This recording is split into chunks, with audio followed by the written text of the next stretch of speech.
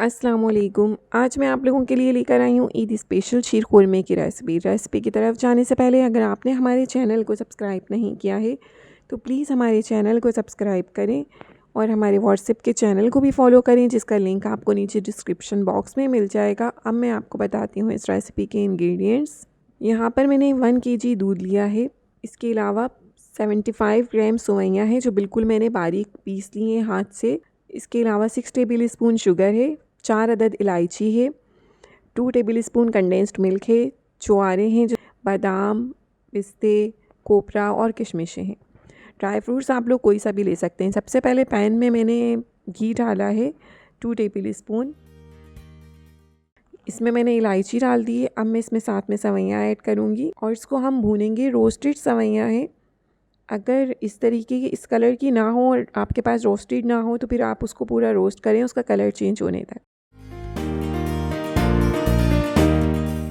ये देखिए, यहाँ पर हमने इसको ज़्यादा देर नहीं किया है, जस्ट 2 to 3 मिनट्स हम इसे रोस्ट करेंगे। इसके बाद हम इसे साइड पे रख देंगे ठंडा होने के लिए। अब यहाँ पर मैंने दूध बॉईल करने के लिए रखा है। दूध में उबाल आएगा फिर हम इसमें सेवइयाँ ऐड करेंगे।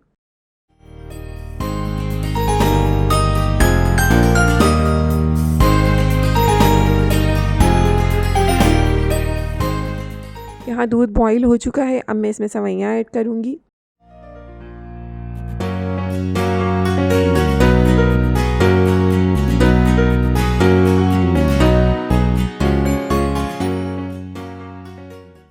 और हम इसे थोड़ा सा गाढ़ा करेंगे। इसके बाद हम इसमें शुगर ऐड करेंगे।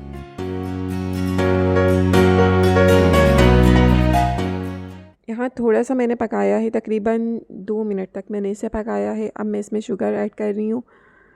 शुगर मेल्ट हो जाएगी फिर हम इसमें कंडेंस्ड मिल्क ऐड करेंगे।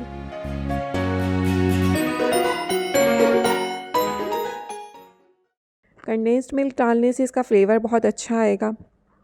और साथ ही मैं अब इसमें ड्राई फ्रूट्स भी ऐड कर दूँगी। ड्राई फ्रूट्स आप लोग चाहें तो कोई से भी इस्तेमाल कर सकते हैं। इसमें मैंने खोपरा, छुआरे, बादाम, पिस्ते, किशमिशें ऐड करी हैं और ये सब डाल के ताकि हम इसे 1 मिनट तक पकाएंगे ताकि इसका फ्लेवर इसमें अच्छा आ जाए। और फिर हम इसे ठंडा होने के लिए रखेंगे ताकि ये थोड़ा थिक हो जाए। अभी ये थोड़ा पतला सा लग रहा है आपको। जब ये हम इसे ठंडा होने के लिए रखेंगे तो उसके बाद ये गाढ़ा हो जाएगा। और अगर आप लोगों को मज़ीद थिक चाहिए तो आप लोग उसमें सेवइयों की क्वांटिटी बढ़ा सकते हैं।